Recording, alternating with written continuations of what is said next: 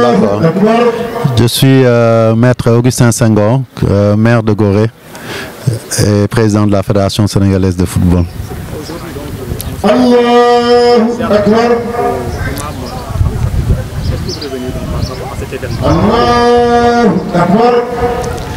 Oui, je pense que je dois dire qu'aujourd'hui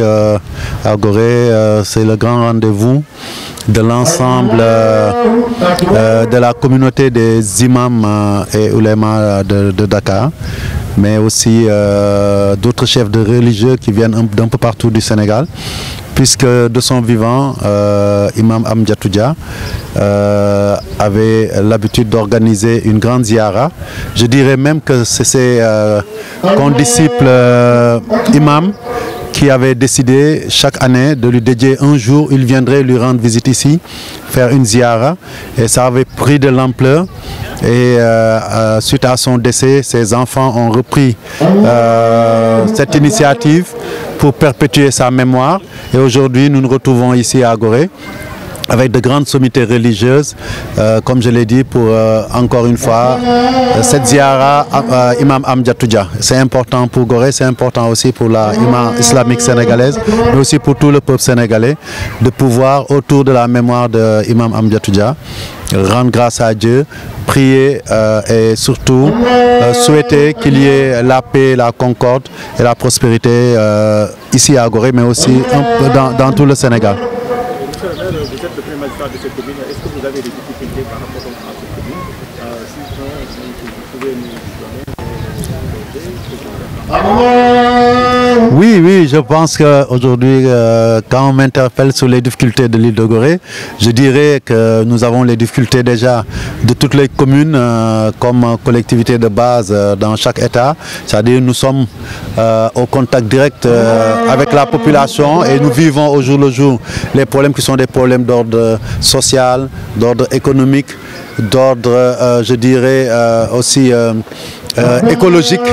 avec les questions d'environnement. Mais ces problèmes sont accentués par le fait que Gorée est une île et en tant que telle est enclavée. Et donc aux problèmes que j'ai énumérés, les problèmes d'éducation, d'emploi pour les jeunes, je vais ajouter aussi les problèmes liés à l'érosion marine, mais aussi, comme vous avez pu vous en rendre compte en venant, les problèmes de mobilité entre le continent et Gorée, entre Dakar et Gorée, puisque nous avons des problèmes de chaloupe et nous nous battons avec l'aide des autorités pour trouver des solutions pérennes. Au-delà de cela, nous sommes en proie à des difficultés liées à la fréquentation touristique et ses mauvais côtés, et nous nous battons pour que cette île soit très accueillante et qu'elle soit bien préservée, parce que Gorée est aussi un patrimoine mondial de l'humanité classé par l'UNESCO depuis 1978 et nous avons l'obligation de la préserver au nom de la communauté mondiale.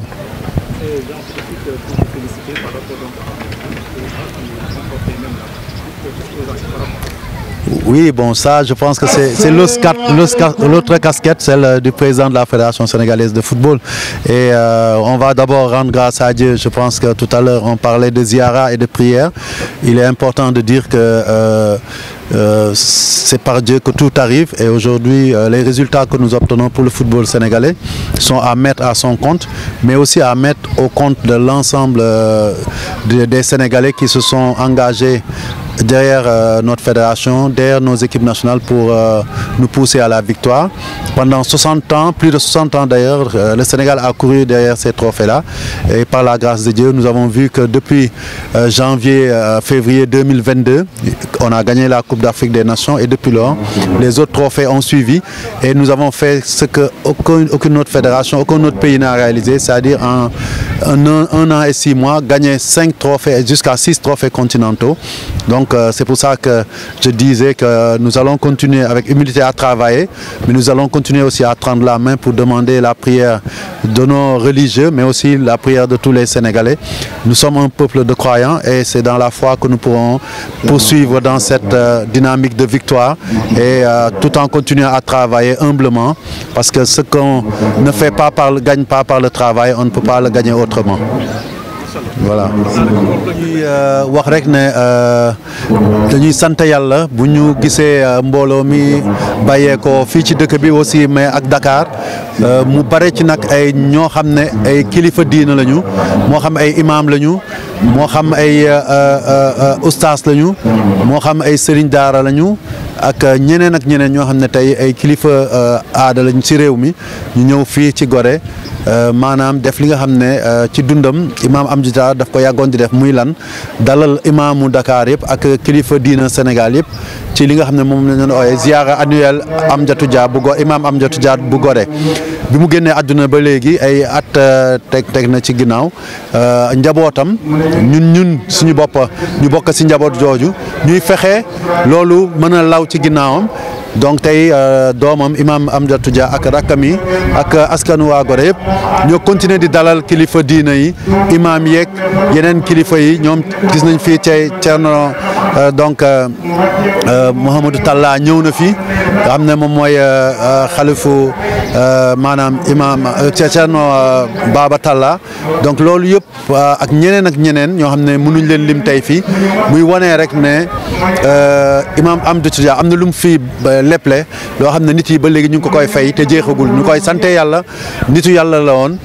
te ñu ngi koy delloo njukkal ci li nga xam ne moom la namoon mooy turi yàlla donc vraiment ñun nag ay njabootam lañu doomi Gorée lañu li ñu war mooy dalal ñi fi ñëw tey ànd ak ñoom jël bés bi yëpp jébbal ko kiñ ko jagle muy imam Amdiatou mais jéggal ko tam suñu borom ñuy sant yàlla ci yooyu di ñaan mbaax yi nga xam ne si moom lañ fi wut mu wàcce suñ ñun ñëpp jërëjëf.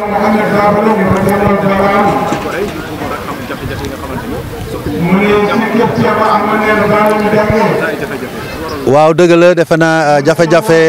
commune boo xamee rek gox-goxaan yëpp ñoo bokk ay problème ci dëkkuwaay ay problème ci maanaam cet ci dëkk bi ay problème emploi jeunes yi éducation ak santé ak yëpp moom la ñuy jànkonte mais Gorée nag li ci yokku mooy ne dañu nekk ci gox boo xam ne diggu géej la nekk maanaam li ñuy wax île ndox mee ñu wër pour ñëw fii pour jib ci Gorée yi foog nga jël gaal te léeg-léeg ñu am ay jànkonte ak ay jafe-jafe comme tey gis nañu benn gaal mooy daw nit lim bu takku bi bëggoon ñëw tey yëpp ñu bari dañu am jafe-jafe pour ñëw ñu ngi jéem a nag xool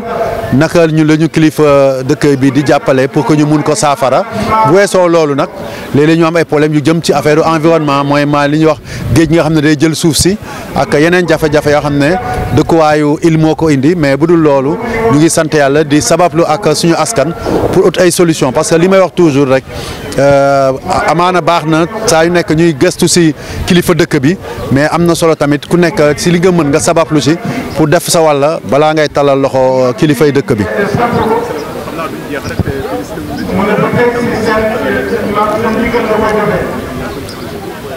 waaw comme ni nga ko waxee rek kooku xanaa mooy beneen